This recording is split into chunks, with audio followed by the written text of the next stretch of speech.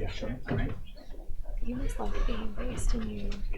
I do, and we're, so IIE is big, so we have like our two large offices are in New York.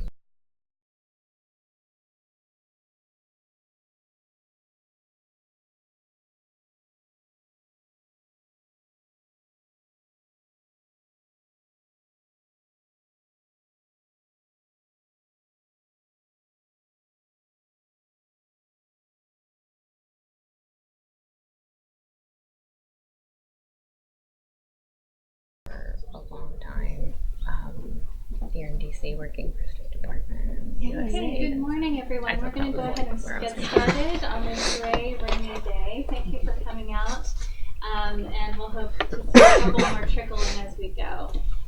So my name is Samantha Custer. I work for a group called AData. It's a research lab at the College of William & Mary. We produce data, research, and tools that are all about answering one fundamental question. Who is funding what, where, and to what effect around the world? And so I'm delighted to invite you to join us for today's event, whether you're joining us here in person or we do have some of you all tuning in via the live stream, so it's wonderful to have you here. I think this is going to be a fascinating conversation, but before we dive into that, I wanted to give some background on the context for today's event on Beijing's public diplomacy in the East Pacific region. So taking a step back, real briefly, Chinese Presidents Hu Jintao and Xi Jinping have long argued that China should leverage its resources, culture, language, media, people, and money, to advance its national interests and counter negative reactions to its growing economic and military might. This is no unfunded mandate. As a case in point, President Xi reportedly doubled the Ministry of Foreign Affairs budget in just 6 years in order to amplify Beijing's efforts to sway popular opinion and leader behavior in countries around the world. Nevertheless, as you might imagine, Beijing's moves to expand and professionalize its public diplomacy efforts have been met with two different reactions. On the one hand, enthusiasm in some cases for its attention towards low and middle income countries in the region. On the flip side, vocal resistance in some countries that feel threatened by these overtures. Nowhere is this tension more strongly felt than among its closest neighbors, the 25 countries of the East Asian Pacific region that are the focus of today's event. Despite ample media speculation and also discussion within the policy community about the means, motives, and downstream influence of Beijing's so-called charm offensive, there has been actually relatively little hard evidence to come by to help us separate myth from fact. And so in partnership with the Department of State, the Asia Society Policy Institute, and the Center for Strategic and International Studies, AData has undertaken extensive qualitative and quantitative research over a 2-year period to help us close this data gap. And so as part of that process, we produced 2 publicly available reports and a dashboard that looks at the influence, the means, the motives, and the implications of Beijing's public diplomacy across the region. The first report ties the bind, quantified several aspects of public diplomacy within Beijing's public diplomacy toolkit. So this was everything from looking at its high visibility financial diplomacy and elite visits to broader based efforts like Confucius Institutes and sister cities. The second report, Influencing the Narrative, picked up where the first report left off, if you will, and provided more in-depth coverage of Beijing's use of student exchange, international broadcasting, and efforts to cultivate sympathetic media outlets in the region. While these 2 reports provide a backdrop for today's discussion, we wanted to broaden the conversation to engage a cross-section of leading thinkers and practitioners who share their insights on what they've observed about which public diplomacy tools Beijing is using and to what effect around the world. So some of this will come from our invited guest speakers who I'll introduce a little bit later on today, but also includes many of you in the room that probably have your own experiences and impressions to share. So we're thankful that you are all here. Before I present some top-line findings across the 2 reports and introduce our panelists, I wanted to first introduce Walter Douglas from the U.S. Department of State, who will provide some opening remarks to help set the stage for today's discussion. So Walter is the Deputy Assistant Secretary of State for the Offices of Regional and Security Policy, as well as Public Affairs and Public Diplomacy for the Bureau of East Asian and Pacific Affairs. He is the Bureau's lead on the Indo-Pacific Framework and oversees everything from public diplomacy and political military affairs to strategic planning and foreign assistance. Quite a portfolio. Prior to his current role, Walter had a long career in foreign service, public affairs, communications, and advertising that spans multiple countries. So without further ado, I'll ask Walter to come and share some opening thoughts with us. Thank you. Yeah, thank you, Sam. Well, it's a real pleasure to be here, and I say Sam and I worked together on the first launch we had out in Singapore in 2018 in June, and it's really a pleasure to be back with the A-Data crowd here, William and Mary, and especially now with such a distinguished bunch of panelists there. And it's a real honor to be in front of everybody this way today. Sam hit a lot of the high points of why we're doing this thing. We're very curious about what was going on with Chinese public diplomacy. And so when we started this process it was in 2016 actually, that we were picking up all these narratives that were generally attacking the United States. And as we asked our partners out there where they're coming from, you often heard China, that they were putting this stuff out. America's decline, America's responsible for tension in the South China Sea, all this sort of stuff. And so I was in Hong Kong, I remember in the spring of 2016, and I met with the Hong Kong Correspondents Association, and they said that they had one of their television stations, which had been devoted to free press, was bought by a Chinese businessman and then destroyed as a business. No, just bad business decisions. But they noted the lack of the press being under siege this way. And so we saw all these very different paths that China seemed to be taking to undermine the free speech narrative, the freedom of thought narrative, and the United States. So this led us to begin the first public diplomacy look at China. And as we understood, there was no one else who had ever undertaken a review of this. And so when we partnered with A-Data, we were really happy with what was able to be, what they were showing in the first report, Ties That Bind. But we realized there's a lot more to that. And so it was necessary, we thought, to have a second round going at this. And you can't help but notice things that, and the report will highlight, for example, that China has 73 media cooperatives with media in the region. Well, just yesterday I was reading a report from one of our embassies in Southeast Asia, where they're, on the coronavirus, they're just putting out Xinhua stuff. There's a lot more to the coronavirus than probably what you see on Xinhua. But once again, in these partnerships, it doesn't necessarily help freedom of thought, freedom of expression. We saw Fudan University recently outlaw freedom of thought in their ethos or their statement going forward.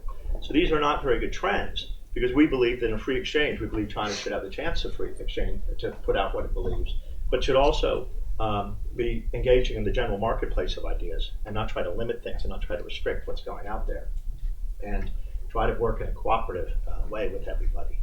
So as we go forward, we think this is a really wonderful chance, what we have here today, the latest report, to put out more data about what's going on, and to have a discussion with the panelists about what exactly is going on there. Because we're curious. That's why we wanted this report. We thought it was so important what A-Data was doing.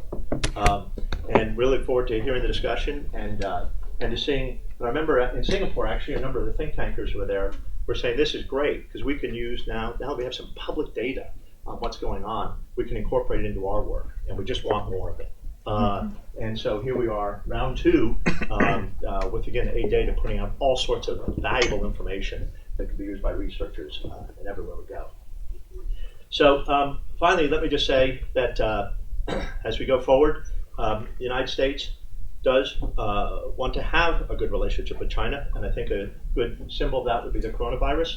It's a tragedy that struck there, but I do notice we've given over 17 tons of assistance to China, masks, various medical things like that, and we'll look forward to more as we go forward. But certainly we're just looking at public diplomacy, but realize we very much, our heart goes out to those who are suffering from coronavirus in China and elsewhere. So I wanted to put that point in. Well, anyway, thank you very much. It's a real honor to be here. It's great to be here with to represent the State Department, and I'm really looking forward to hearing more about what Sam's got to offer, what the panel has to offer, as they debate just what is what's China public diplomacy, Chinese public diplomacy doing in the region. I think it'll be really interesting. So thank you very much.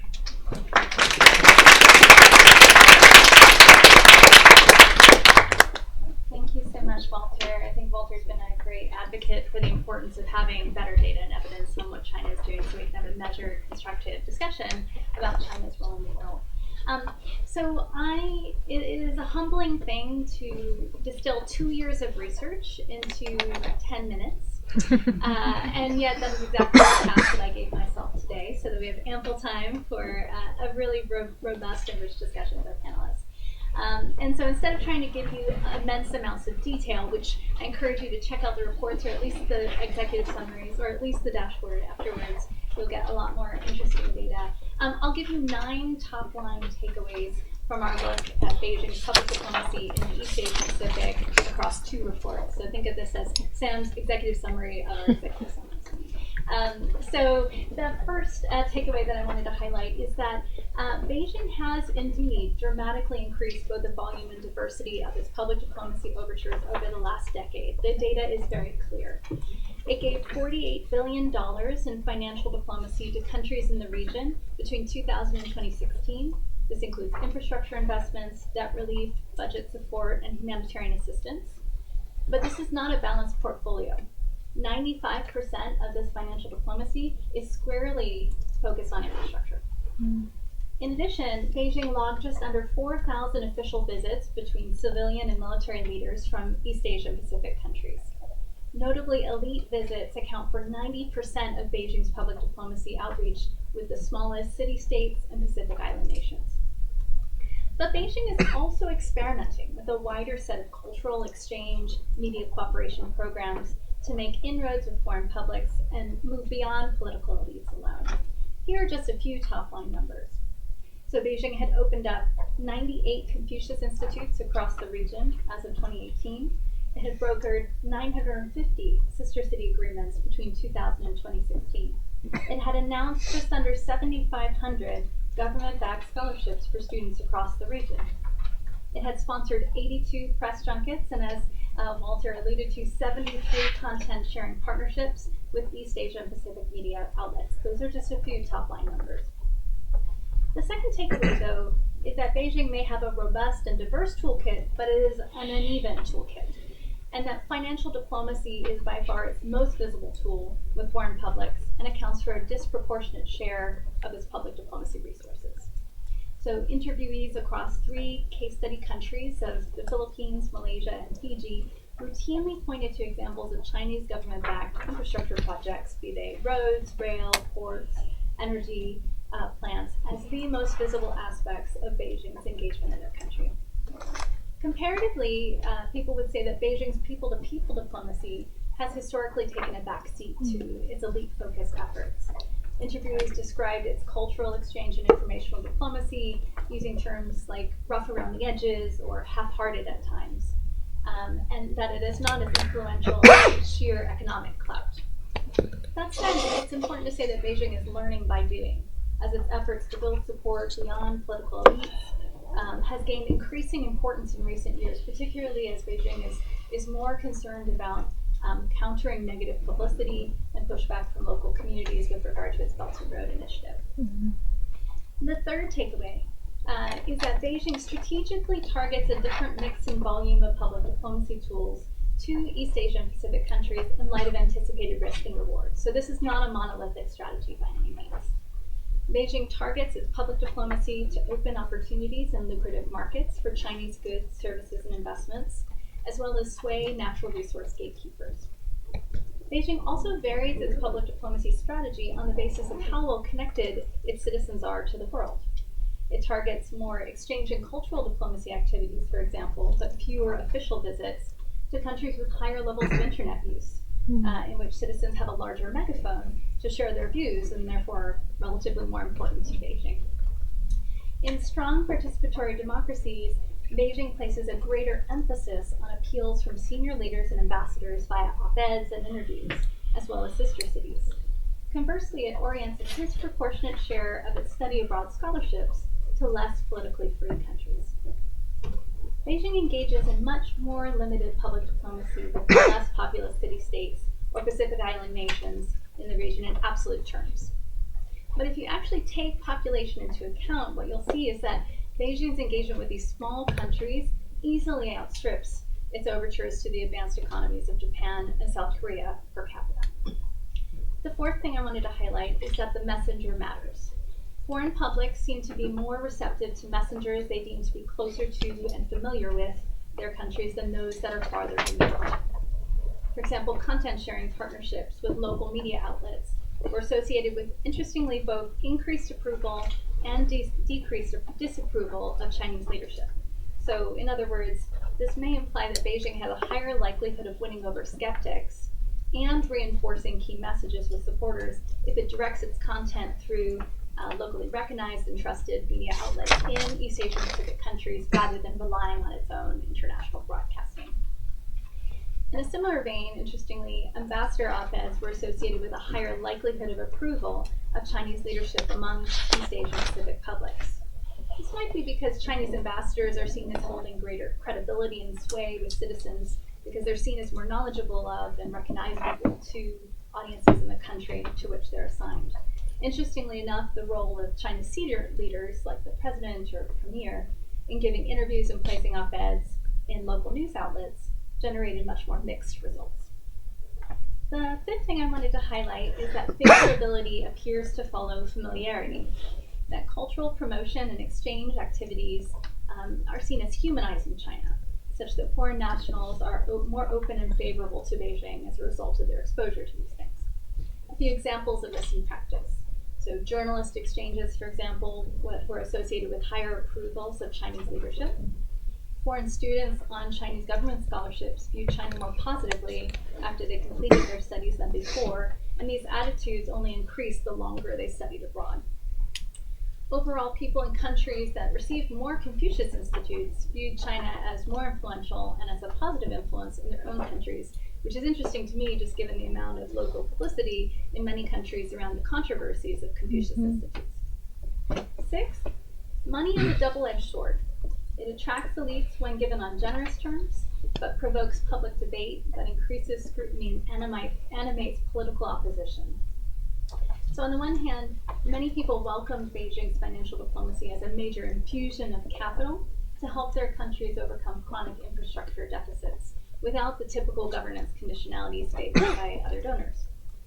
On the other hand, Beijing's preference for negotiating backroom deals, collusion with local politicians for private gain, and cautionary tales of debt distress and white elephant projects have stoked public debate and, in some cases, political turnover. In addition, if you speak to private sector leaders in some of these countries, they reported that there was little trickle-down benefits for the local economy as a result of Beijing's practice of what we would call circular lending, whereby the government ties its financing for infrastructure projects to the use of Chinese firms, labor, and supplies. Nevertheless, at the end of the day, what's interesting is that people in countries that received more financial diplomacy and official visits to hot-button types of public diplomacy were actually more likely to view China as having the best development model and a positive force in their country. This is true, interestingly enough, regardless of whether Chinese leaders were just merely committing to undertaking new investments or completing a project. Additionally, leaders were more likely to align with Beijing in international fora like the UN General Assembly if their countries received more of two types of financial diplomacy: concessional official development assistance, or what we would call colloquially aid, and financing for less visible infrastructure, which is kind of a code, if you will, for the pet projects of leaders. This distinction is really important about the level of generosity because the preponderance of China's financial diplomacy is actually in the form of less concessional flows, not what we would typically call aid. And it does show the limits of buying loyalty of leaders on less than generous terms. 7, neutrality is not a bad outcome for Beijing. So criticism of its policies has become more muted, and the overall tone of media coverage regarding Beijing has become more neutral over the last 2 decades. So it's probably not an ideal outcome by any means for Beijing, but the generally neutral tone of reporting about Beijing among EAP countries since about 2013 could conceivably be seen as preferable to Chinese leaders than the outright negative reporting that was seen as early as the mid-2000s. And one might argue that China's informational diplomacy overtures could be inoculating Beijing from more extreme negative views than has been the case in the past. I'll give you another case in point. about the fact that journalists in the region, sometimes it's about what they don't say as opposed to what they do say. That's that's most important. So, for example, we've seen an uptick in human rights stories reported by East Asian Pacific outlets across the region over this time period.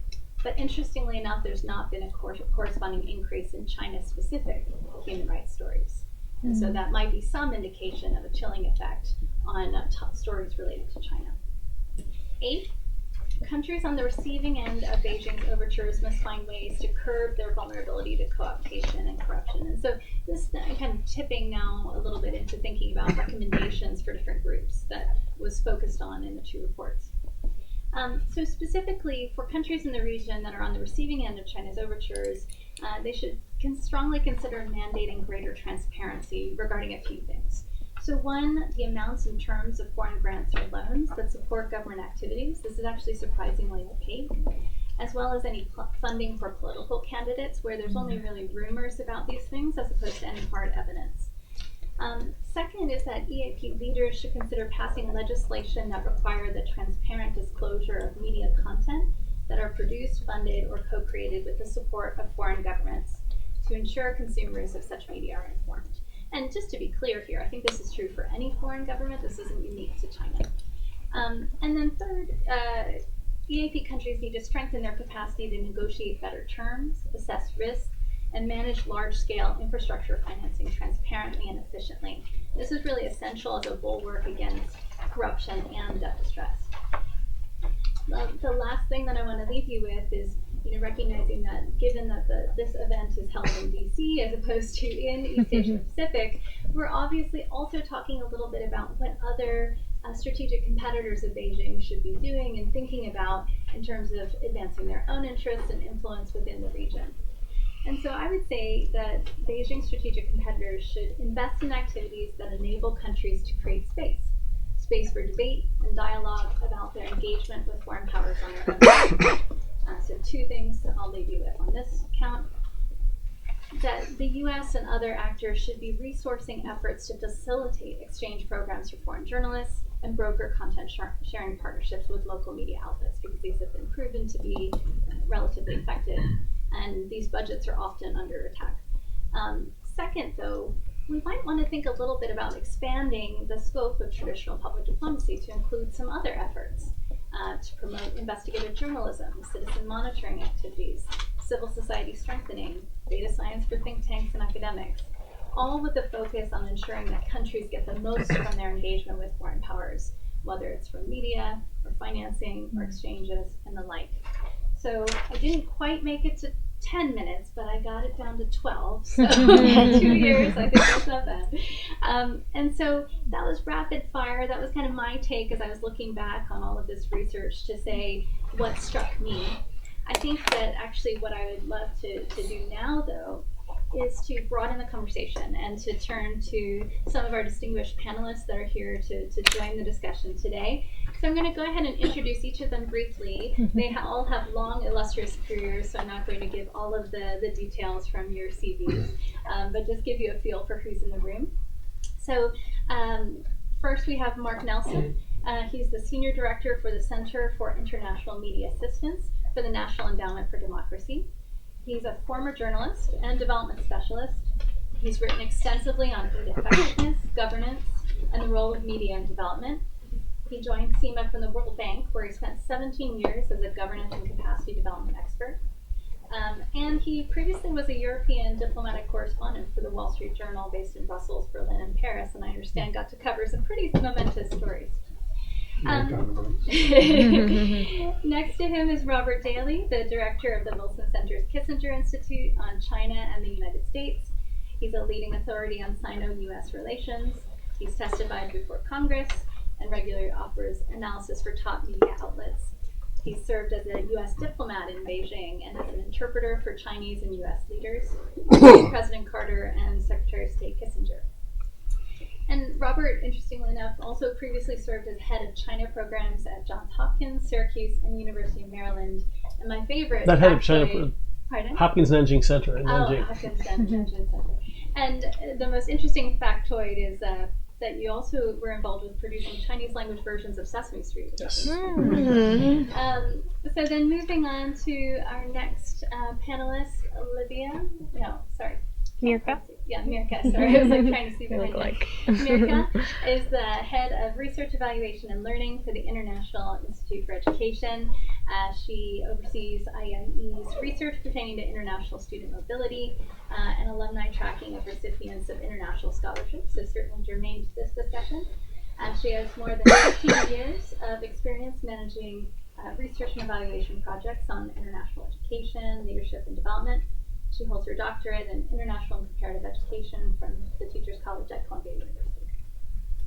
Olivia Enos is a senior policy analyst in the Asian Studies Center at the Heritage Foundation.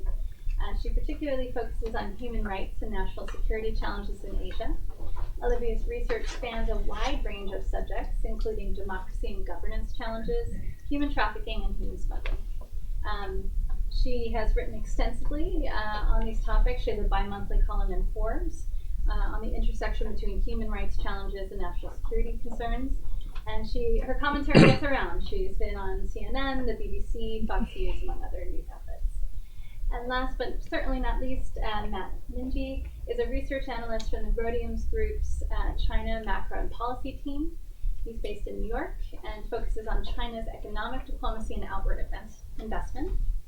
He previously worked on global governance issues at the World Bank, received a master's degree in global business and finance from my alma mater, Georgetown's Walsh School of Foreign Service, and a bachelor's degree from the University of Pennsylvania.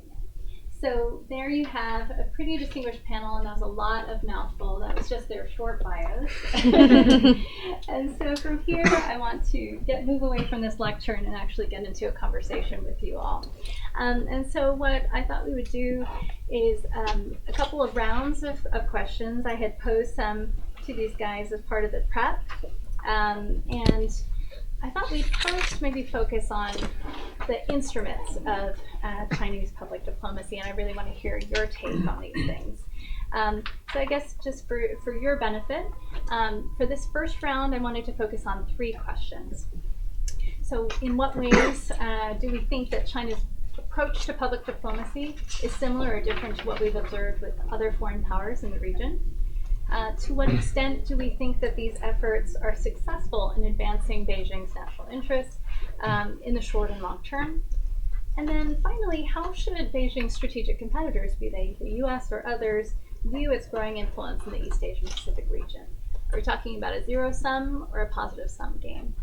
So, Mark, in our most recent report, we really focused a lot on the role of media in the mix. I wonder if you could kick us off, please.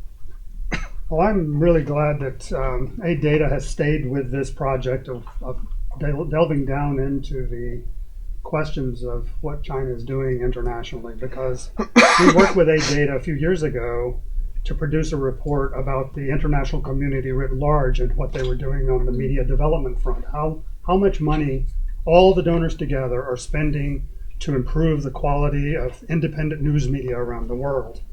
And one of the big questions we had in doing that work was, how does that effort at the global level match up with what China is doing? And that report that we did together produced what I think is the most comprehensive look at that question that has been done to date.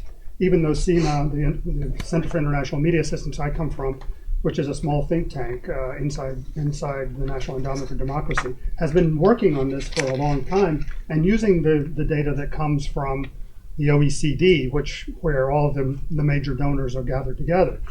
And that data shows that the global effort to help media become independent and self-sustaining is really minuscule by the main donors.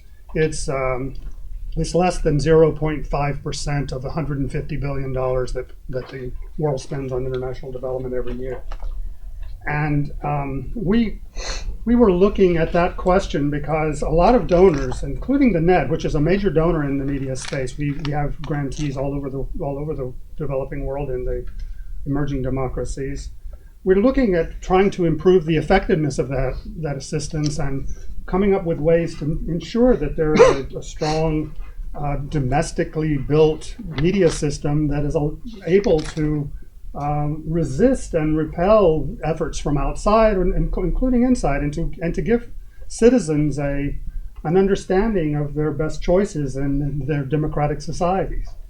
And this kind of work where you try to quantify and understand really helps to carry out a debate in countries and with the donors about this question of effectiveness and about the kinds of work that they do, what works and what doesn't. And one of the things that comes across, I think, really well in this report as I read it is that you do really delve down into some of the effectiveness of some of the efforts that China is making.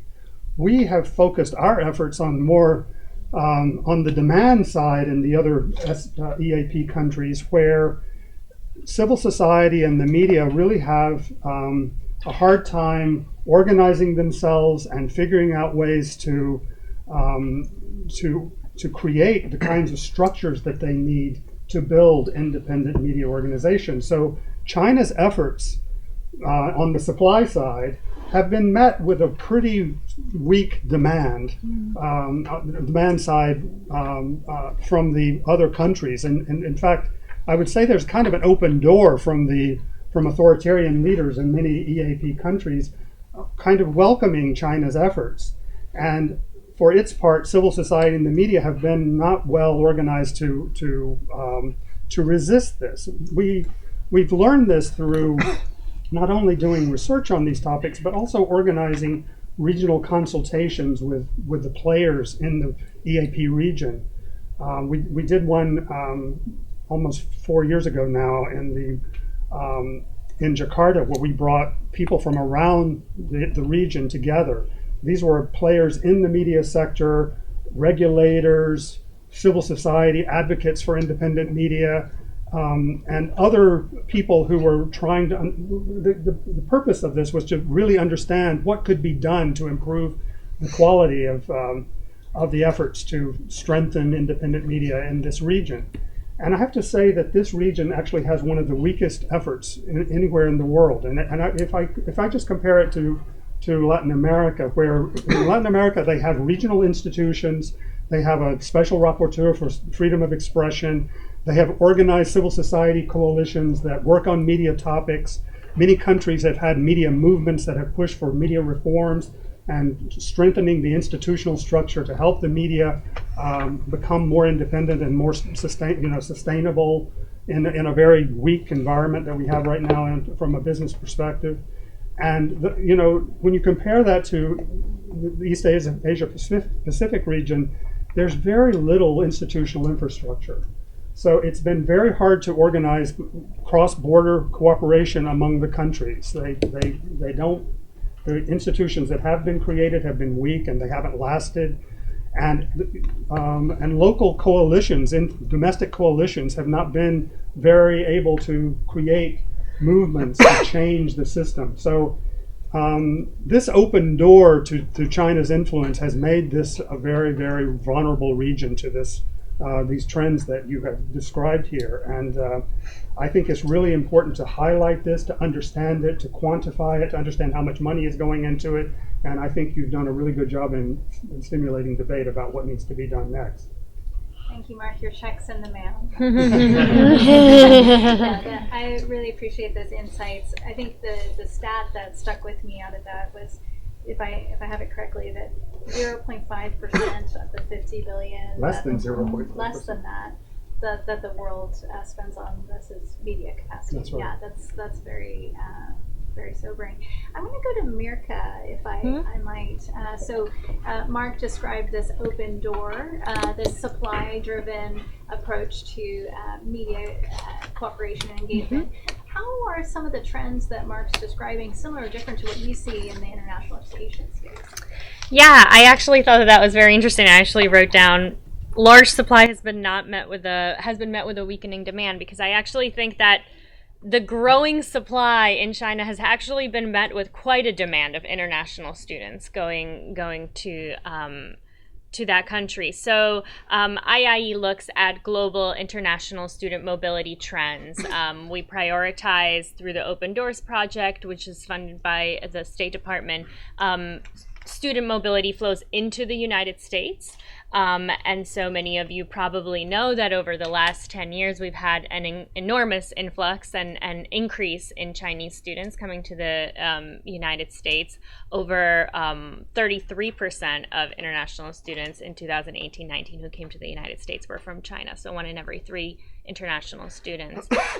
So we've seen the flow certainly go this way to the U.S. But now what we're seeing is actually China emerge as a fairly large player or an emerging player in the international global student mobility market. The global international student mobility market is expanding at a dizzying rate. In 2001, it was estimated that there were 2.1 million international students globally, international students who were studying global. It is expected that in 2018 that number is going to balloon to 5 million and expand even further. And so as there are more international students who are looking for global opportunities, there are also new emergent markets that are also growing.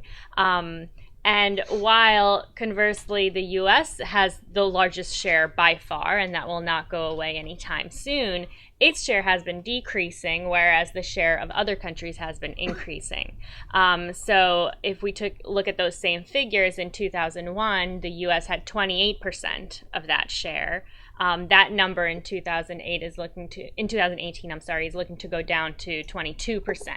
China was not on the list in 2001, and in 2018 it has a 10% share. And just from 2017 to 2018, the number of international students to China increased by 11%.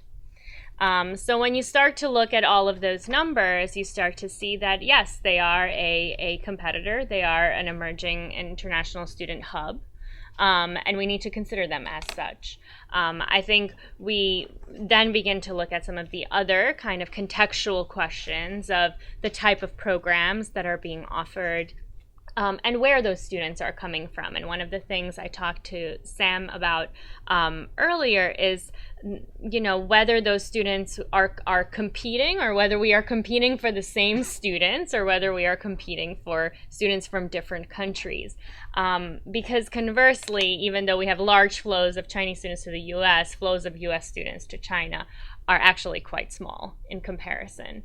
And while there are increasing trends of US students studying in China due to scholarship programs and other opportunities, we actually find that the majority of international students going to China are from countries in the region: South Korea, Vietnam, Pakistan, and others. So I think it's not to skip ahead to your other question, I don't necessarily think it is a zero-sum game, and I think that there can be room for these different markets, but the question is where those international students are coming from and what their preferences are when it comes to an international education opportunity and experience.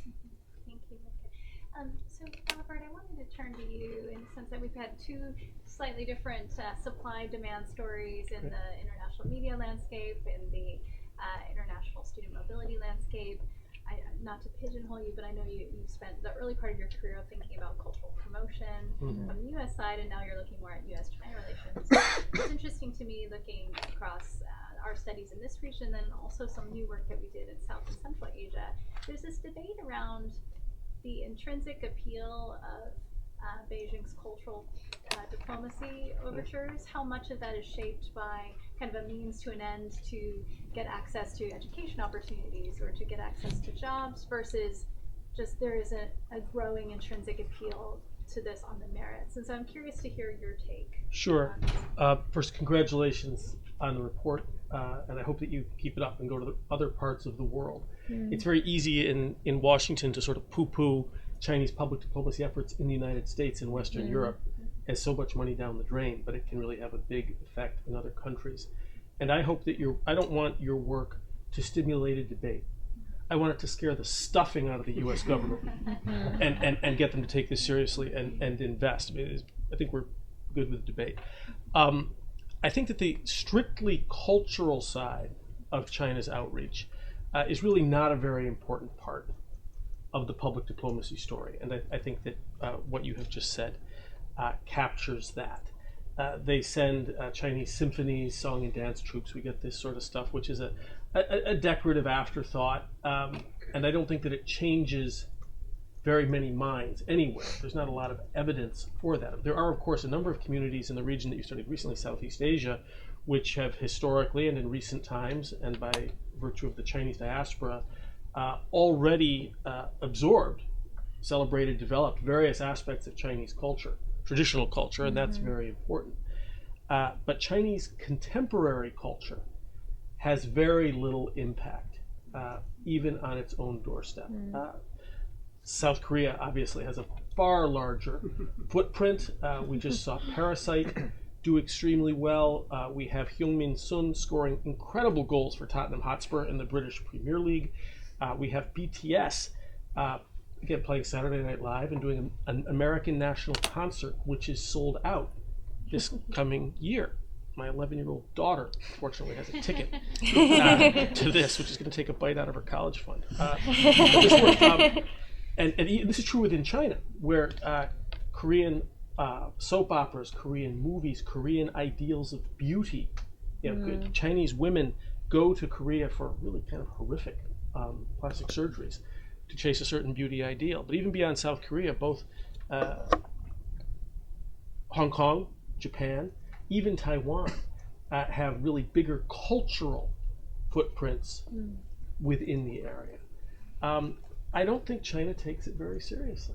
I say it is really sort of merely decorative, and I think, as your report correctly points out, they are putting their money into economic diplomacy of various forms, the provision of technology. I don't want to drag the whole public diplomacy discussion into the technology sphere, but in Africa and other places, if this says Huawei on it, that's already 90% of the game, right there. China is also providing more and more sort of global public goods, and they one of the examples that's usually used is what they did in Africa with Ebola. But we were talking earlier about the Arctic. They're building icebreakers, and we're not. So does public diplomacy, do song and dance troops pave the way for acceptance of icebreakers, or do the icebreakers, the public goods, dispose foreign publics to be more accepting of, or as I think you correctly highlighted, silent about what's going on in China? Through public diplomacy, China would love to be loved, but it'll settle for silence. And in the love to be loved department, it's not willing in general to actually change its goals or behaviors or methodologies. It's very clear from its public diplomacy and its leaders' speeches that it is up to the rest of the world to get with the times and recognize what China is doing. So the merely cultural, I would say, is not a big factor. It doesn't have much of a market, much of an impact anywhere. China also lacks in conservation and wildlife protection. There's this phrase, charismatic megafauna. You need charismatic megafauna, namely the panda. That's the reason the Nature Conservancy uses this. Since Yao Ming left the Houston Rockets and went back to China, China has no charismatic megafauna that acts as a focal point or a transmitter of these positive messages. But this doesn't necessarily weaken its efforts overall, and I don't think China really cares very much, as indicated by where it's putting its money. So that's it's really part of the old game. The pre-internet, pre-rise of China game was the support for cultural diplomacy as such. And just lastly, this university students, I think, is far more important. And I suspect that those numbers that you just quoted are low. I was at Nur-Sultan University in Kazakhstan about 3 years ago. There are 40,000 Kazakh undergraduates in Chinese universities. The University of Chongqing alone, a minor university, which I was working closely with up until about 2007. I haven't kept abreast of this, but as of 2007, just this one university had 20 master's programs offered entirely in English. Yeah. And that's continued to grow ever since that. And it is here and in technology and in economic diplomacy that we really need to look. And I think that the cultural stuff, while it's certainly historically where my heart is in many ways, I think is long since surpassed. Thank you, Robert. So that's a fitting segue to you, Matt, down at the end there. Subtext of the conversation so far has been that certainly there are all of these different public diplomacy toolkits, but the elephant in the room is the economic statecraft and the financial diplomacy. Give us your take on where this tool fits into the mix and your thoughts on the question. Oh, thank you. I should say at the start that I think that aid data, both in its current report and going all the way back to the TUFF, the tough data set tracking underreported financial flows, has done a really great job in just trying to begin to put together the data that's necessary to answer that question. At Rhodium, we're tackling a similar question, which is, first off, figuring out where finance is going in the form of both bilateral finance, debt, and an investment. And then the much harder part that this report is starting to address is China getting its bang for its buck in terms of affecting recipient behavior. I think it's important to note at the start that those tools of bilateral financing and foreign direct investment are not different from those that are available from, say, the United States, from Japan, from Australia.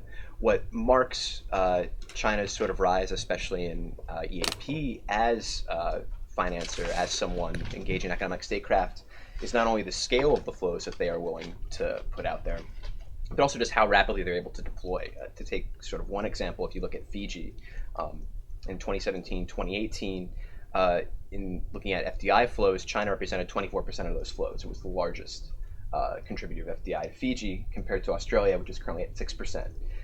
If you talk to the Invest Fiji people, some of them would claim that from 2014 to 2018, China made up half of FDI into Fiji. And so it's a willingness to scale up quickly, even if the tools are the same that are being used by Japan and the rest of the OECD, that distinguishes China. And I also think, and as you noted at the beginning of your remarks, Sam, the character of those tools matter. It's much less in the form of ODA or in concessional loans. A lot of it is commingling foreign direct investment, commingling financing, and commingling contracting in a way that allows China to finance projects very, very quickly, allows them to do it in a way that in some cases bypasses usual governance safeguards or project evaluation phases that would otherwise have to be done by other lenders. And so they're able to move much more quickly and much more decisively. Whether or not that has impacted the recipient state's behavior, I think, is something that we're all hoping to understand, that this report takes a large step in advancing. Certainly, it is very, very difficult for me, from a researcher's perspective, to find a smoking gun in every single country that receives substantial Chinese lending or substantial Chinese aid or substantial Chinese FDI. But certainly, I think you need to look no farther than the cases of the Solomon Islands and Kiribati last year, both of which, proportional to the size of their economies, have received massive amounts of both Chinese investment and Chinese aid and Chinese bilateral lending. And part of that has to do with just the size of those flows, but it also has to do with the relative neglect of those countries that they have felt of traditional allies like Australia, like Japan, and in some cases the United States. So I think it's important to think about whether or not China's diplomacy is having an effect, to also think about what the United States, what the OECD, what their role has been and what it can continue to be. Certainly, they are continuing to play a role with regard to concessional flows, with regard to aid. If you look at Australia and Papua New Guinea, for example, they're well over 30% of ODA and concessional aid.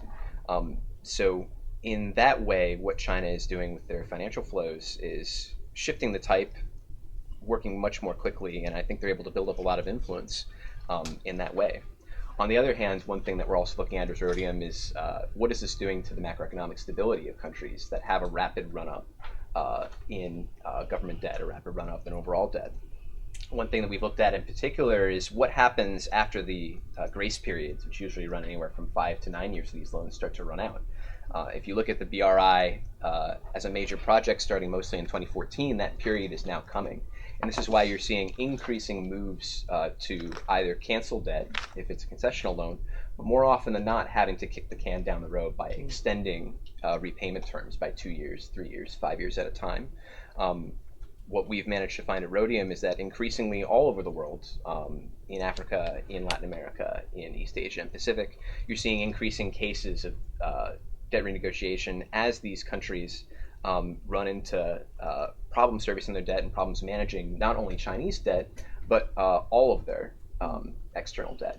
And so I think that pressure is something that is going to continue. And the question of how countries, recipient countries in EAP, can both benefit from the infrastructure development projects that China is willing to finance, while at the same time making sure that they maintain good project standards and making sure that they can maintain their macroeconomic management, is one that is going to be a challenge for years to come, especially as more and more of this debt becomes due.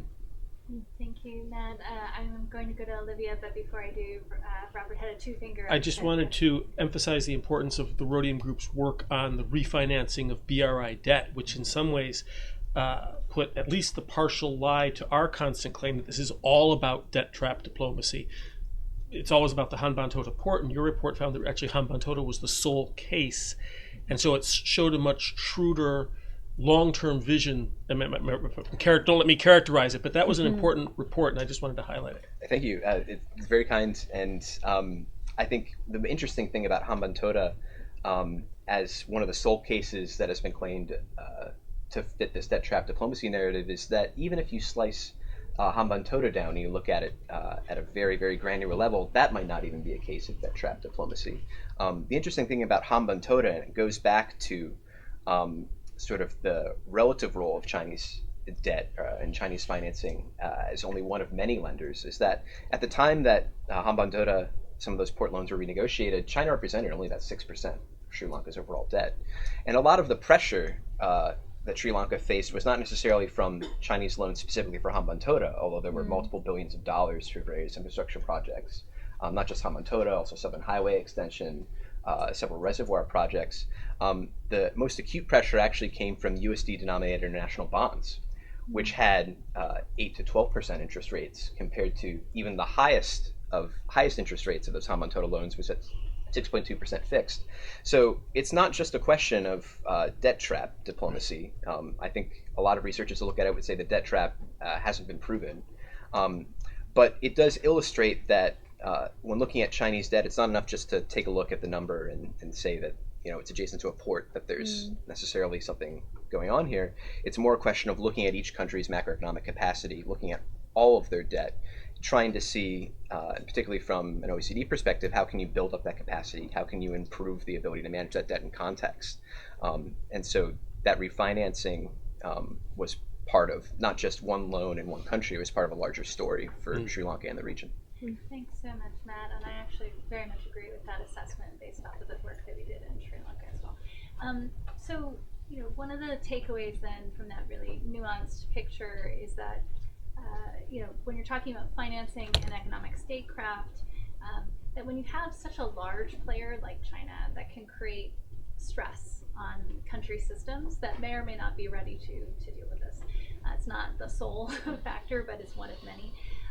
It strikes me that, Olivia, this is a really good segue to you, because we talked about some of the economic implications of some of these tools in play. I want to hear from you on the governance side of things. And then I also think it'd be interesting to hear your take, since you've done some work, I think, on the Indo-Pacific strategy, to what extent and how does this inform or make us think about what that looks like in the future? Absolutely. Yeah, I'm really interested in this third question that you posed about how strategic competitors should view China's public diplomacy efforts. And I think that, one of the main ways that we should view it is as a means for China to advance its core national interests. And those involve primarily the preservation of its own sovereignty and the preservation of its own internal stability. And I think that they do this to a large extent in part by promoting their own model of governance. And we've seen this both through the Belt and Road Initiative, which Matt brought up, but in particular through the exportation of surveillance technology. And that's not just within the Asia-Pacific region, but also beyond. And we've seen how China internally has used surveillance technology for really negative means, either through its social credit system, but I think, the situation that comes to mind most vividly would be the horrific human rights abuses that we see taking place in Xinjiang today, where there are between 1 to 2 million Uyghur Muslims held in political re-education facilities. But the idea that the surveillance technology isn't just being used in a widespread manner in China, China, but is using beyond its borders, is not merely a hypothesis, it's a reality today. And one of the examples that I like to point to is when Chinese state-owned enterprises exported surveillance technology to Zimbabwe, they not only violated the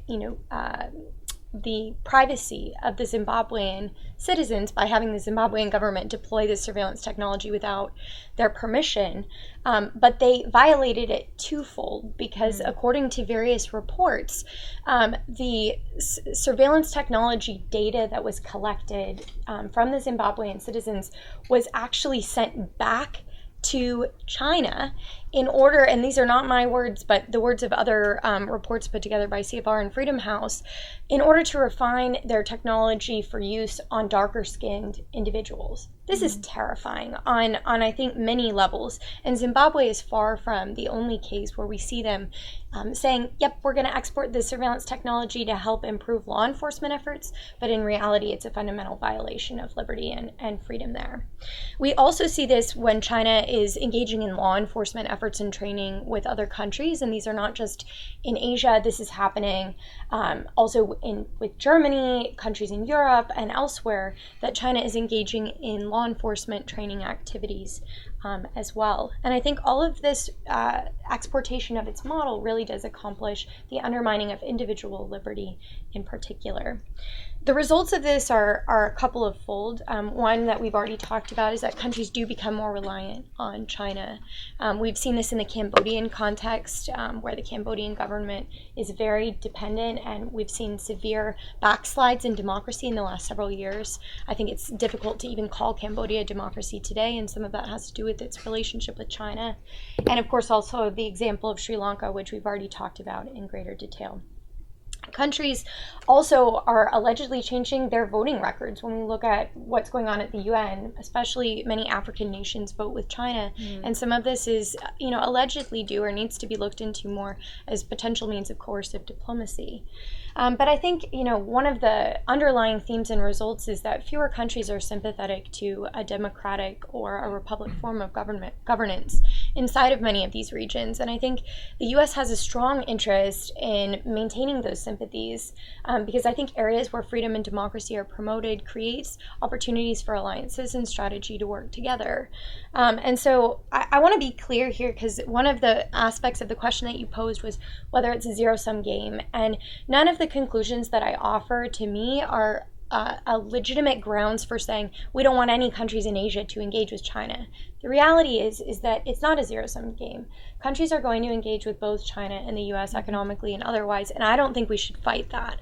But what we should be aware of are the values components that are at play, and we need to mobilize the values aspects of U.S. policy, for example, in the Indo-Pacific strategy, and really take ground on, what is a rhetorical commitment to promoting a free and open Indo-Pacific, the two modifiers being values-oriented, and turn that rhetorical commitment into reality. And I'm happy to talk about that more a little bit later. Thank you so much, Olivia. So we have laid a whole lot of things on the table in terms of what this looks like for countries, what this looks like for strategic competitors and the like, in terms of the tools that China's using. I'm going to now turn to some of the implications of all of this and ask our panelists to kindly help me do a speed round on this so we have enough time for Q&A. But essentially, I posed a couple of questions to the group, and you can feel free to focus your remarks in whichever direction is most useful. So how should countries maximize the upsides of Beijing's public diplomacy overtures? We know that there are some of those, but then also simultaneously minimize the downsides of engaging with China and its growing influence. Second, what roles might different segments of society play in this process? So public, private, academic, civil society, how can they provide checks and balances in how their country engages with Beijing?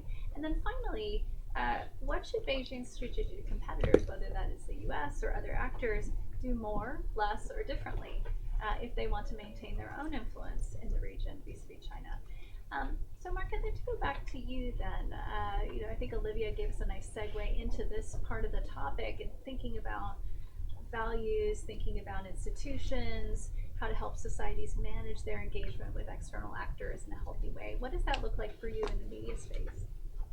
For us, when we're working with media actors and civil society actors that are trying to engage in creating an open media system, it's really important to create institutions and connections among those players, not only inside societies, but internationally and in regions.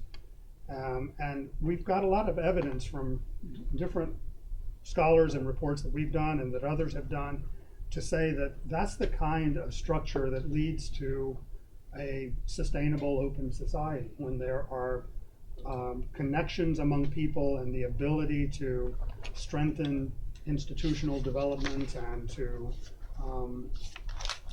build a sustainable path that allows debate and dissension inside countries, but also creates the possibility of choosing really good outcomes for people in a particular place. And I just want to give one example of how this is working in a particular area, and that is in terms of internet governance. And I think internet governance and how it's being decided across the world and is a kind of lesson in how China works and how the rest of the world works on this critical issue of keeping an open internet in our societies. China has a very clear point of view on this topic, a very clear set of its own ideals and governance. They want to have a national sovereignty that applies to the internet at the Chinese level, and to be able to cut off the internet at the border. And they are defending that at the UN and the Internet Governance Forum and all the forums where activists meet to talk about how the internet should operate and work on the global level. On the other side, we have been trying to help the voices that pretty much don't get a voice in that conversation. And those are the journalists and the activists at the country level who up until now have not been really consulted in what they see as as needed for their particular interests. And at the Internet Governance Forum, we've created a forum for those voices. We've gotten donor funds to bring them to that area. And it is a really tough debate because the big companies here and China there all have their own vision, and finding a way to amplify a different set of values and a different kind of approach has been really hard. And the US has not been very active in this area. The US has left UNESCO, where a big part of this debate is going on. They are not coming in numbers to the Internet Governance Forum. They're much less present than the others, and they haven't been very active in the other official bodies that deal with internet governance. And China is there in very large numbers, pushing its agenda, building allies, and finding ways of getting its point of view across and meeting open ears in many ways. So this is what we, in the future, I think these are the kinds of things that we need to do. And you outlined them at the end of your remarks on this report. Building the resilience of civil society and their ability and capacity to engage in those kind of debates and to win some of these questions that will defend the kind of open society that we all hope to live in the future. Thank you, Mark. After that, I want to go to you, Matt. It strikes me on this theme of resilience. There's big opportunities to access financial capital from China, also big risks. How do you want to see countries managing this with success? I think it comes down to something you mentioned in your opening remarks. I think that transparency, and particularly what OECD donors can do to help countries develop their ability both to manage, track, and make transparent their debt holdings, is going to be incredibly important.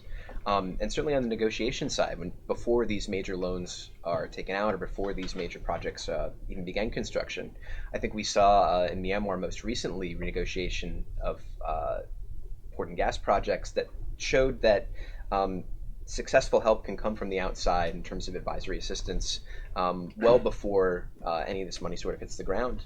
I also think that there's room as well for countries to look to co-financing when it comes to trying to bring China into the fold as a development partner rather than forcing a schism between Chinese development finance and OECD development finance. We see this with the AIIB. In the early years of AIIB, 70% or more of projects were co-financed with the World Bank, which is good for teaching best practices as well as monitoring ESG scenarios. But for CDB, for China Exim, we see much less of it. A little bit with IFC, for example, in some energy projects in Pakistan. So co-financing and bringing in MDBs and other bilateral lenders, seeing how they can work with China as well on some of these big projects can help.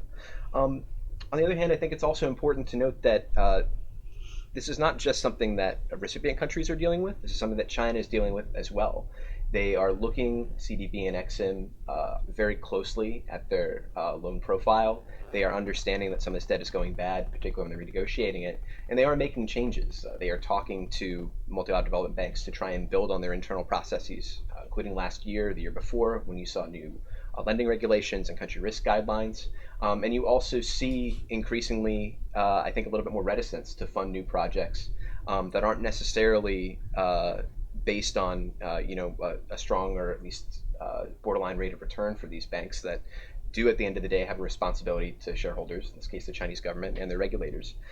So I think a combination of Chinese banks and Chinese lenders reforming, smart help, smart assistance, smart development programs from the OECD, including the US, and increased transparency are the ways to go in helping countries meet a legitimate infrastructure need while making sure that it's a sustainable solution, a practical solution.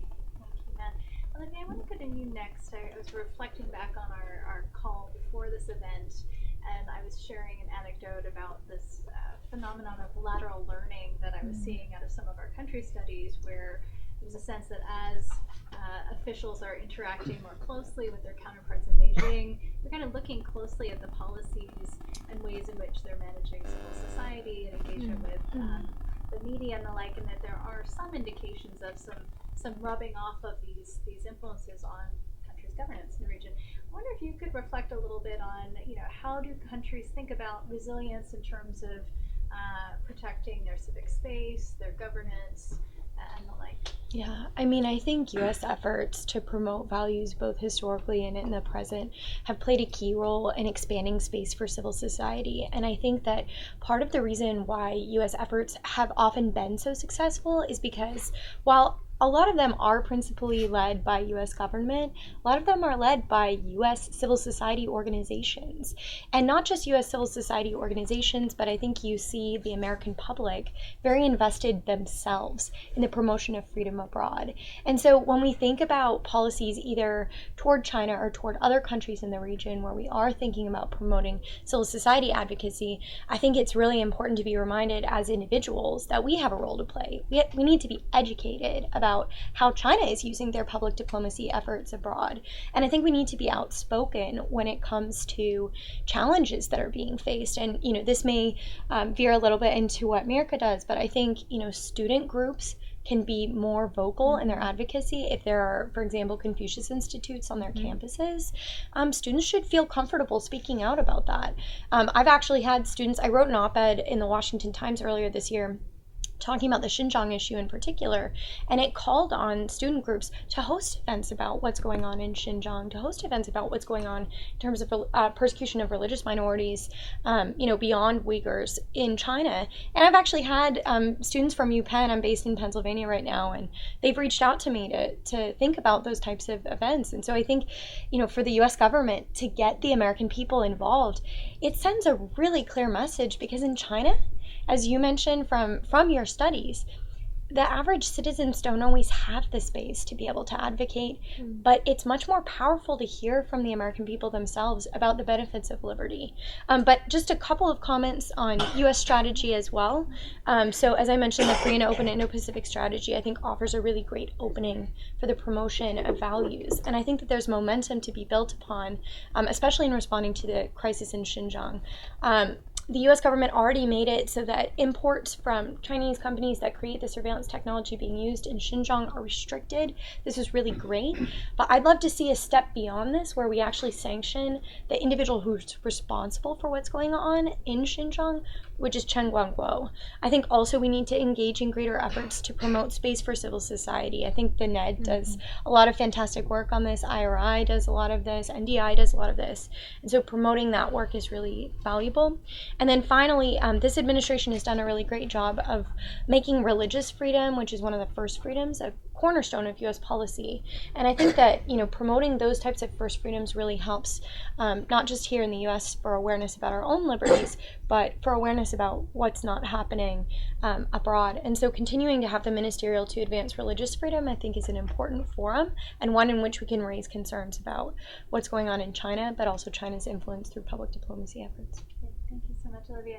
So, Mirka, I want to jump to you next because, I think Olivia touched on some aspects of engaging students.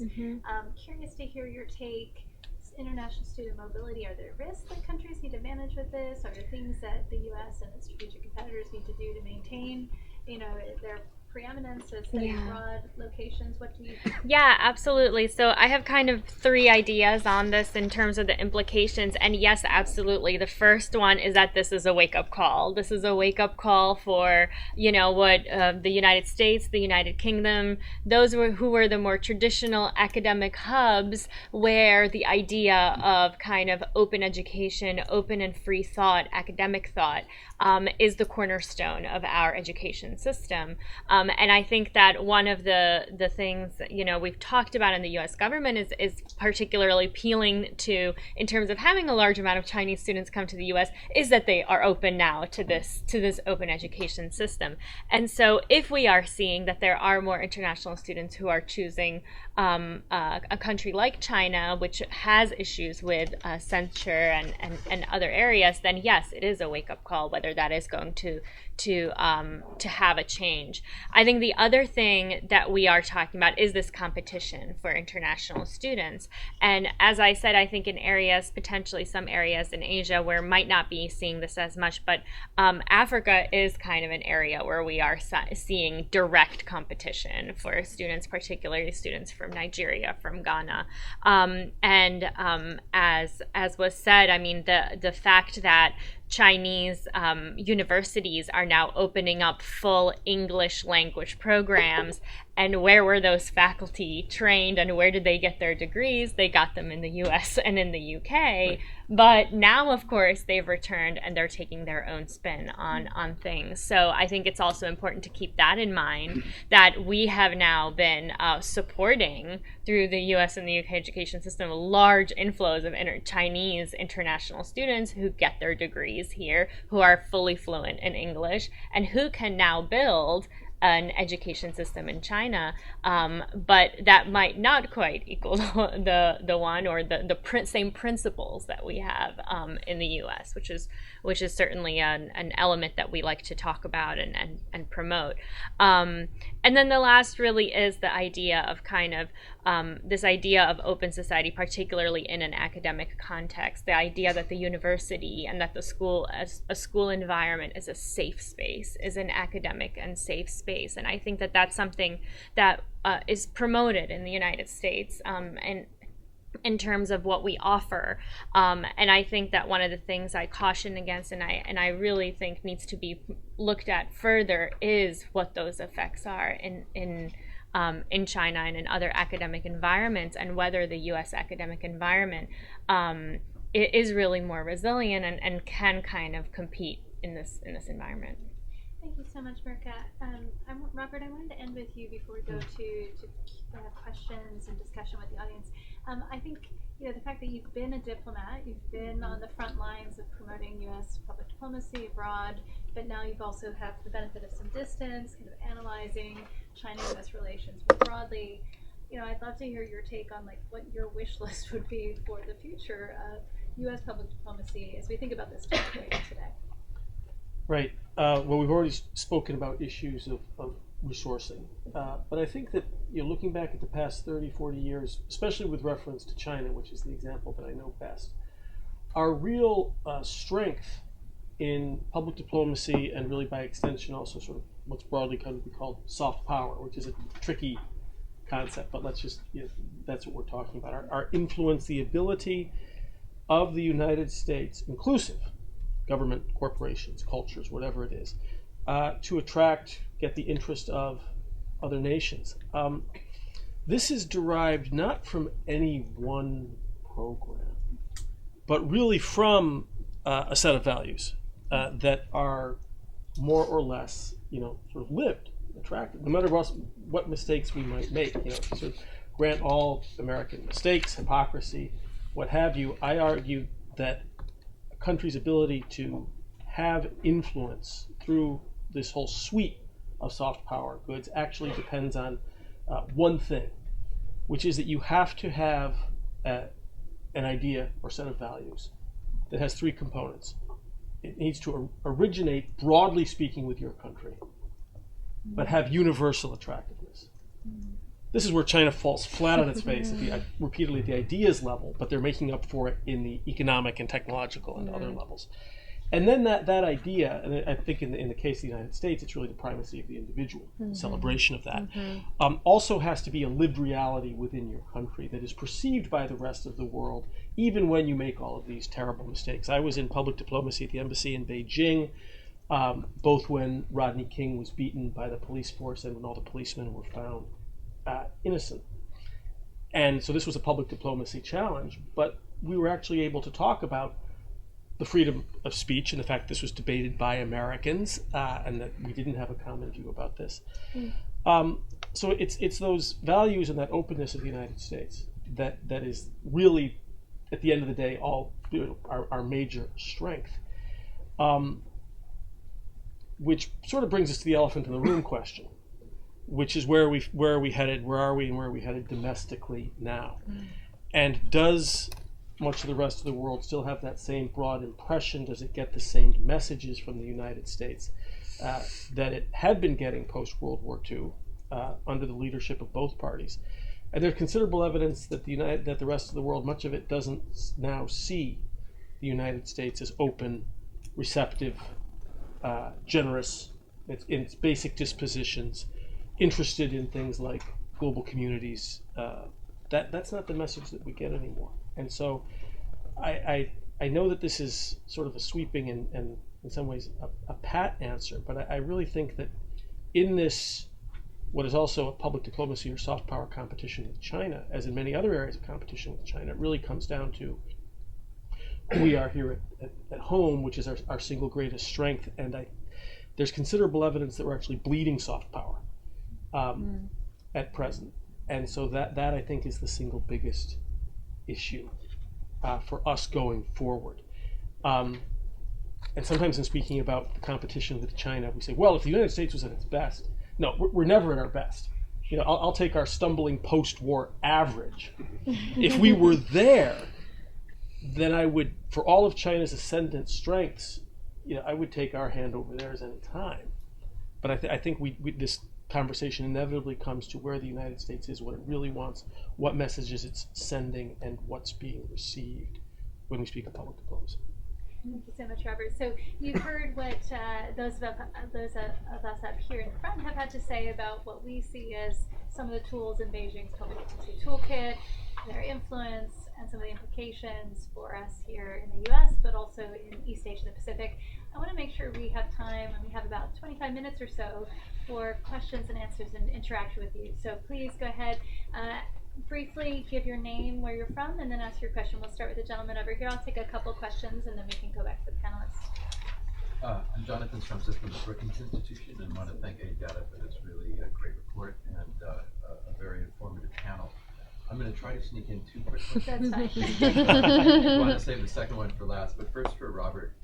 One thing that didn't really come up today, although I apologize for coming a few minutes late, is China's efforts to reconnect with the Chinese diaspora, particularly in Southeast Asia. And I was wondering, Robert, if this is an area where culture and technology might connect a little bit, because I think one thing we're hearing in Southeast Asia is China not only trying to have information sharing agreements with local media, but including kind of the informal media that the diaspora uses.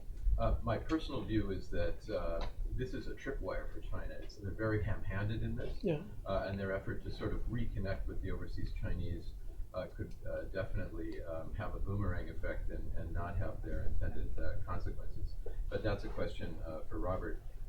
And then for Matthew, just one question. I was just in Southeast Asia for a conference a couple months ago, and one thing that emerged out of our discussion was why not have the members of the sort of broader Indo-Pacific coalition encourage China to multilateralize BRI in a kind of project-to-project sense. And there's some evidence of this. And it was interesting to hear your point about AIB on the one hand, kind of co-financing with World Bank and others, but the CDB and EXIM perhaps not. And I was just wondering, from your analysis, do you see much kind of internal interest or demand with sort of greater risk, more borrowing on international markets? Much incentive there for China to want to multilateralize BRI on a project-by-project basis. Thank you very much, Jonathan. Gentleman up here. Hi, my name's Matthew Gracie. So my question is still again about the U.S. response. We've been saying here that it needs a wake-up call. So the last couple of years, the U.S. has been busy with counter campaigns against Chinese operations like BRI. We've seen the Asia Reassurance Initiative Act, more recently the Blue Dot Network, which I still haven't heard too much about since it was announced in November. We have the Development Finance Corporation, the EXIM program on China, and more recently in Congress we have 3 bills on human rights, on Tibet, Uyghurs, and Hong Kong. So my question is, why now? Why not earlier? Why were we asleep, and where do we move forward from here? Okay, I think we can take one more question. We can take the 2 from Jonathan plus 1 from Matthew. All right, so to throw it back to the panel, why don't we start with you, Robert, since there was a question directed to you, and then we'll go down the line. Sure. The Chinese diaspora, I think, as you suggest, and as you know very well from your time in Southeast Asia, this really is sort of a two-edged sword for China. On the one hand, in Southeast Asia, as in the United States, there's been a big effort to buy up directly and often indirectly radio stations, television stations, newspapers to put China's message out. There has been more use of sort of cultural diplomacy, but that outreach from government, as you suggest, can fail. These diaspora communities, well, they're not monolithic. They're the old established ones, which left for a reason, and while generally speaking they face some ethnic persecution in a lot of these areas, they by and large also succeeded. Then perhaps more importantly, you've got the recent folks who've gone from the mainland to these countries, but who are still mainland citizens, who I think are probably far more receptive. Here, I think, as in the United States, more important than the attempt to buy and shape media is the ubiquity of WeChat, which is also sort of a two-edged sword for China, and which I don't think we know how to frame yet. Most of the overseas communities, the diaspora communities that have their origins recently on the mainland, have their WeChat accounts registered in the mainland because they want to communicate with mainland friends, and those are therefore monitored and censored, which can limit that discourse. And again, it can cut both ways. We've seen a lot of criticism of the handling of the coronavirus over WeChat, and we've seen that build, and we've seen sharing there, even though it's censored. And that works against China. Over time, however, they do have some success with conditioning these debates over WeChat, and I suspect that we're going to see even in this country. It's one of sort of the looming, I think, next phase debates of First Amendment freedoms on the one hand, and the guarantee of the freedom of discussion over WeChat, versus this other question, which is that we now have vital populations, namely American, Indonesian, Thai, whatever they may be, citizens of Chinese origin, for whom the primary mode of communication, social media, but also news, is a medium which is controlled and monitored by a rival power within our own borders. That hasn't happened before. So how do we frame that in terms of First Amendment debates? I think this is something that's still looming, but I think it's an open question, and it's a two-edged sword for China. And I guess that's all I can say about it. Is it's worth watching, but it does raise, I think, in this country, it's going to raise First Amendment protections versus this new sort of foreign power monitored and in some ways controlled and censored vital communication vehicle. And most of it, of course, is cute kitty pictures and people taking pictures of what they're about to eat or what food they made and sending it to everybody. We sort of know that, but it's not only that. Now let's go to you on this question of multilateralizing BRI. So it's an incredibly difficult question, I think, for two reasons. First off, it's very difficult to have a peek inside what in many ways is the black box of China Development Bank and EXIM to see what their sort of internal pressures can be, although we have some indications. And the other question is it something that recipients favor? Part of what we've seen about BRI, and as I mentioned before, is the attractiveness of Chinese financing is twofold. It is first how quickly it can move, and it is also in some cases financing projects that other multilateral lenders might not necessarily want to touch. Part of the reason that you have high interest rates, including floating interest rates, much higher than sort of your baseline 2% that you'll see for concessional loans, is because some of those projects, given both country risk and project risk, are a little bit iffy. So on the other hand, I do think that there is certainly an opening for some multilateral activity. You saw it with the Karo hydropower plant in Pakistan, where you had IFC participation, particularly if there's a case that can be made for the infrastructure, where there's host country buy-in, and where it's part of a broader sort of infrastructure scheme. I think you could see that happening, and I definitely think that there is increasing interest from both CDB and EXIM to access the benefits in terms of both project governance and in terms of ESG that could come from multilateralism.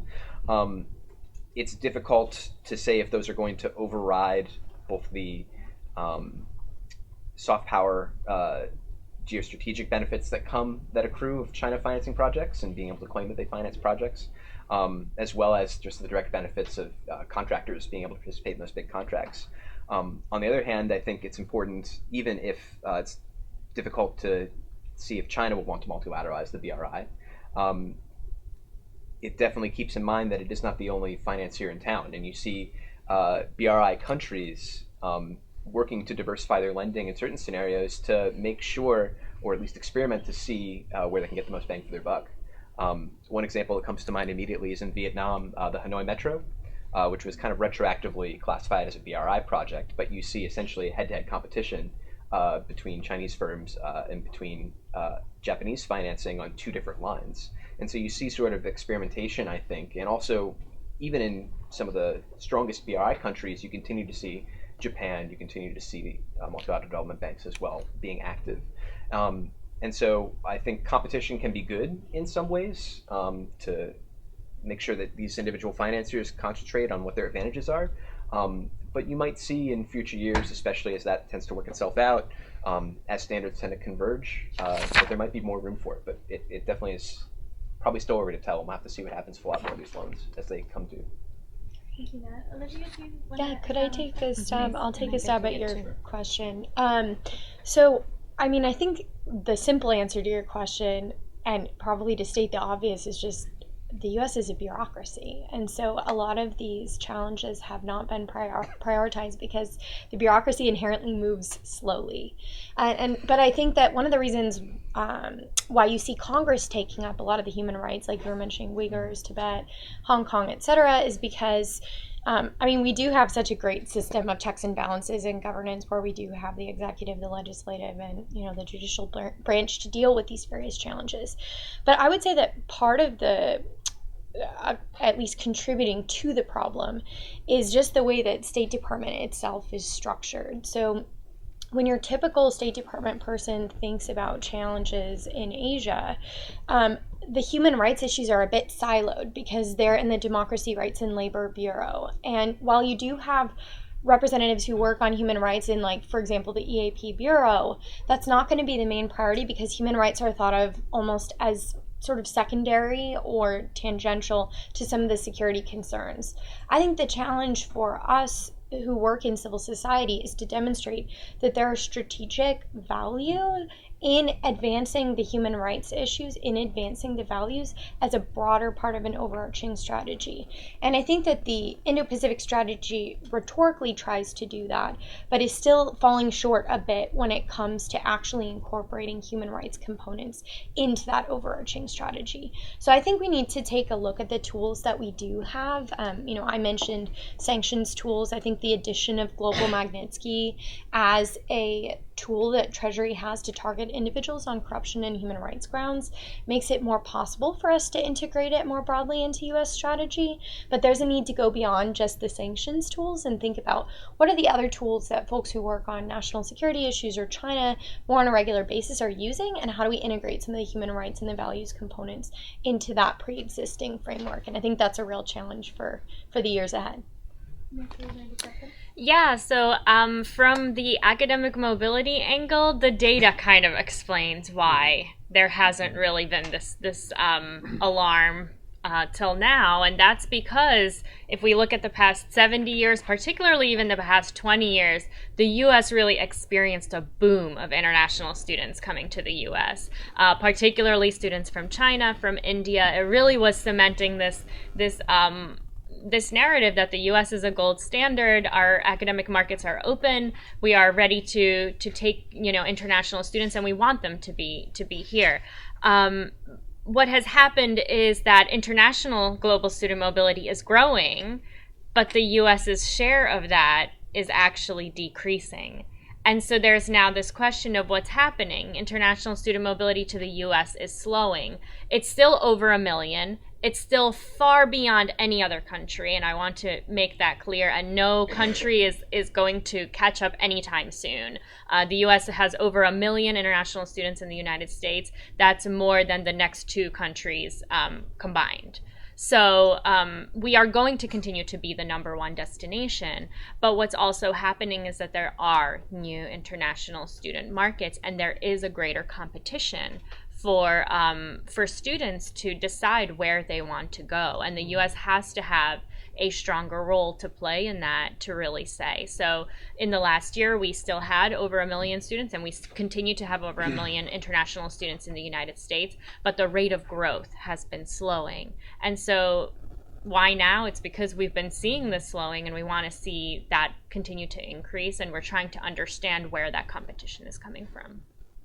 Mark, did you want to add anything? I might just add to what Robert was saying about the challenge of regulating this open space and the new companies and the internet and all these apps that are coming up, WeChat problem. And I do think that China brings this whole issue into not only into our own public space, but into a global public space, because it's a global problem. And one of the things that I think there are several aspects of this, but one of the things that we need to think about is the regulation of these companies, of our own companies, and how we approach what kind of governance system we have in our own country for social media and the way they operate, and living our own values in that space, as well as how we promote those things at a global level. And I would say there's a balance between, I would personally say that content regulation and stopping, people from connecting to each other is not where we would want to go. But I do think there's a lot that can be done on market regulation and ways of encouraging all these companies and forcing eventually these companies to be more transparent in their ownership and the algorithms they use in terms of their human rights protections and how the human rights values are defended on their spaces, privacy issues and how privacy is going to be taken care of. And I think we need to get that right. And we have not been, we have basically shied away from any kind of antitrust actions against these giant companies that are controlling more and more of our own political debates and influencing them in ways that are really not clear and not transparent. And we need to get a handle on that as well. So I hope we can use this period of challenge from China and other powers to think about our own space and getting our own regulation house in order. Thank you to the panel. Okay, we have time for a few more questions. We'll start over here. Thanks. I'm Carla Friedman from the Kluge Center at the Library of Congress and also SICE. And I have 2 questions maybe, but see if there's time for both of them. One of my questions is about China's development banks and why they make such risky loans. Is there a way to determine whether it's for public diplomacy reasons, or is there some sort of economic master plan, or are there other are there circumstances where they make high risk loans to certain countries and not others? So I'm very interested in that question. I've never been able to figure that out. And the other question relates to technology. And I think the Europeans have been debating whether to go with Huawei and 5G, to get 5G. Are there similar debates in emerging economies and in the developing world? And how does that tie into China's public diplomacy? Very good. I think I saw it over here. Thanks. I'm Hao-Yu Tong, working for the IISS. I have a question regarding, in this context of increasing China's increasing overseas outbound finance, how much does the perception of Chinese citizens, their own perception of China's ability to take on these overseas projects, be it financing those BRI projects or attracting a greater number of international students coming to China to study, how much does that perception matter to Beijing in terms of maintaining the stability or Beijing's interest in general? And also, how has that perception evolved as China is now increasingly facing a whole set of new financial and economic problems domestically? Thank you. Well, I was just thinking that I could respond to some of where the Blue Dot Network is and the Pacific and all that stuff, and then compliment Olivia on her perception about how the safe harbor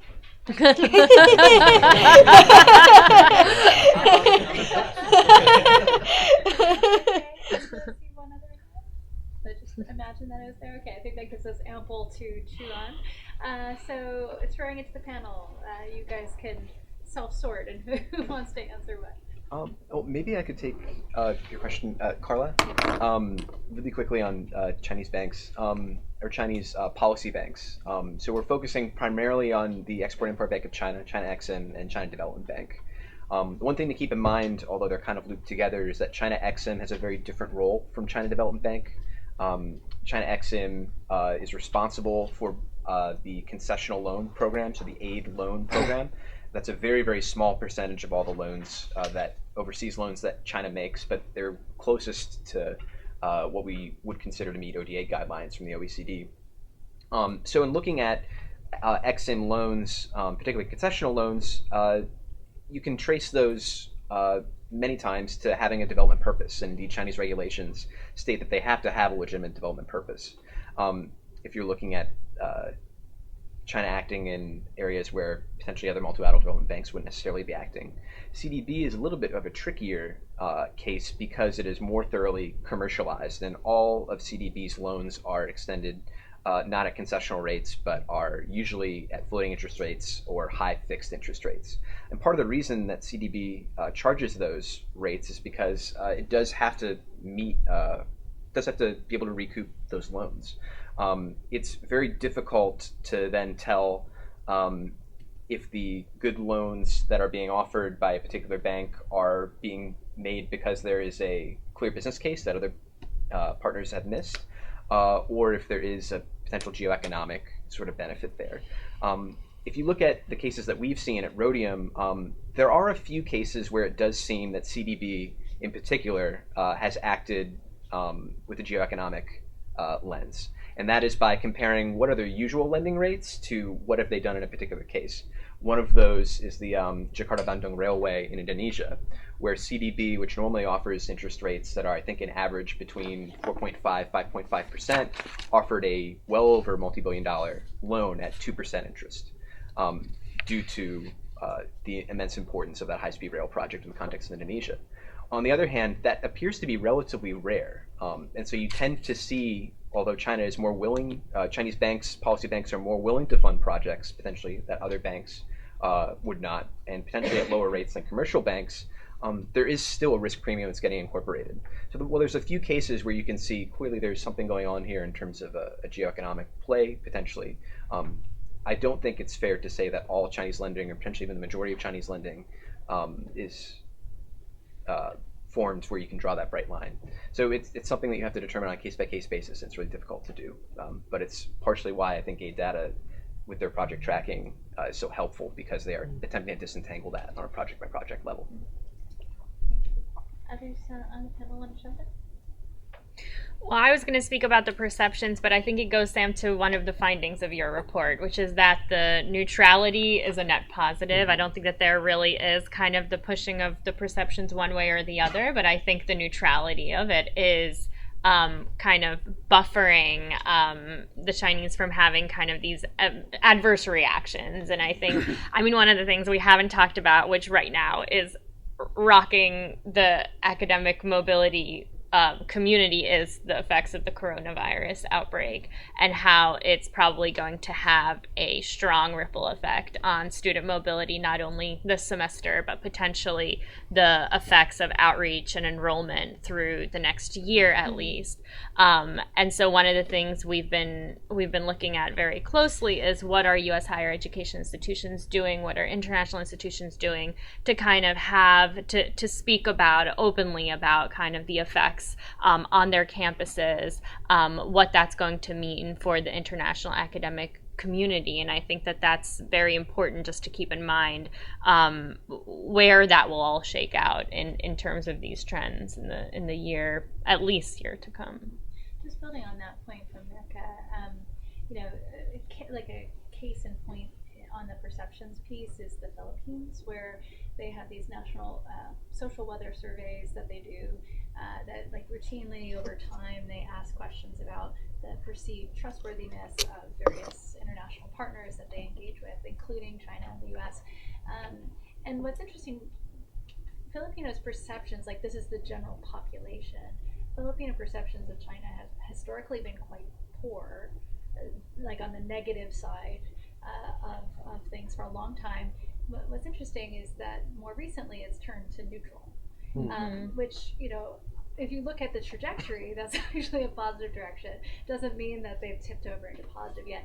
What I also think is interesting is that all of this is in spite of the really major controversies over China's assertiveness in the South China Sea, which people are also saying that they are very much up in arms about. So there must be some counterbalance that's inoculating China's perception in the Philippines. And I think that there's some similar stories in other countries. One interesting thing that I'm curious about, so I mentioned in my remarks too that China seems to get a perception gain either way, like even from just announcing that its intention to invest in certain projects as well as to complete it. I do wonder if that's going to change in future. A lot of the attractiveness of Beijing, I think you put it like you said this, Matt, yourself, it's fast, it's cheap, there's limited conditionalities attached. So the question is, as long as they maintain that perception with reality, then that's one thing. But if delays come, if quality slips, if there's pushback from local communities, all of a sudden you see that positive perception gain maybe being at risk. Robert. Well, and if they see other options. All of these stories about Chinese presence are actually stories also about American absence. China has an enormous advantage already, of course, of proximity. It would appear, and I think they're seen as having a big advantage of will in the area, and they have growing capabilities. And so some of this bandwagoning behavior is a judgment, I think, about what we can bring, what kind of commitment, what kinds of resources we can have. So fear is a driver, and nations will bandwagon if their perceptions are neutral or even somewhat less advantageous directly to China than neutral, as a judgment about other options and how reliable we are as an offshore balancer, as a provider of public goods, as a provider of resources. So I'm sure everybody hears it whenever we say anything in a context like this about China or the United States. There's sort of an automatic comparison to what the other side is or isn't doing. And that is very operative in the region as well. So some of this, the reason neutrality works so well for China is it's a judgment too about American presence, commitment, resources. Maybe on that point, I'll shift to Walter. You had said you wanted to talk a little bit about Blue Dot and State Department. So if you want to react to that. Just one thing. If you look at, bureaucracies take a while to work, I think you're right. So if you look at the announced by the President in November 2017, It didn't actually come into reality, you could say, until November 2019 at the East Asia Pacific Summit in the Pacific Business Forum on November 4th in Bangkok. So what happened during that period? Well, first of all, we have this rough idea of what it's going to be, and then you have to work it through bureaucratically.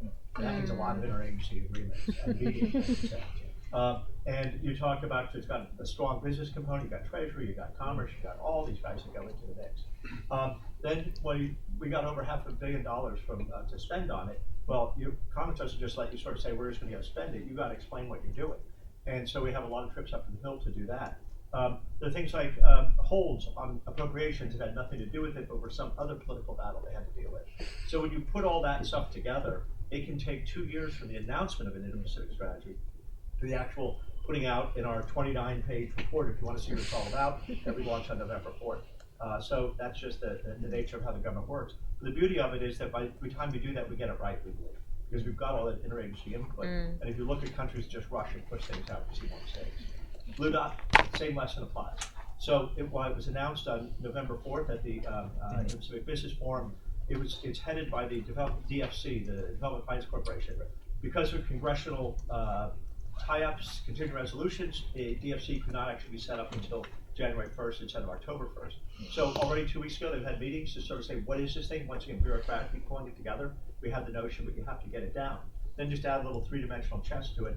We've got Australia and Japan as partners. They have their own systems. We have to merge those together so that nobody feels left out. That just bureaucratically takes a while. Last thing I'd just like to say, Olivia, that's a very good analysis of how EAP, DRL, and all are structured. The one thing I would add to it, though, is that as a foreign service officer, we've all served in these places and know how god-awful these governments can be. So we don't look at things just in that one light. DRL is always there as a partner to bring it in, but we personally are looking at the broader picture and how we come up with the right mix. And I've been now just over 4 years in the front office of EAP, and I can have to say that every time we discuss these things, that is one of the components we put in there. And no matter what we do, DRL is always there to really guarantee that that's there. But I think it's one of the advantages of having all of us who've lived in these countries and know what they're like. It helps inform us that much better. Thank you, Walter. Olivia, Mark, any final words from you guys? Okay. Thank you so much for your patience. We threw a lot of information, a lot of discussion into a very short amount of time, but I hope that you felt it was worthwhile for you. I just love coming to these and getting to talk with folks like this and interact with you. So thank you again. If you're interested in the continuing story, check out the 2 reports. We also have another great one on South and Central Asia. And come to us with your ideas of what should be next. Thanks a lot. Have a great rest of your day. Thank you.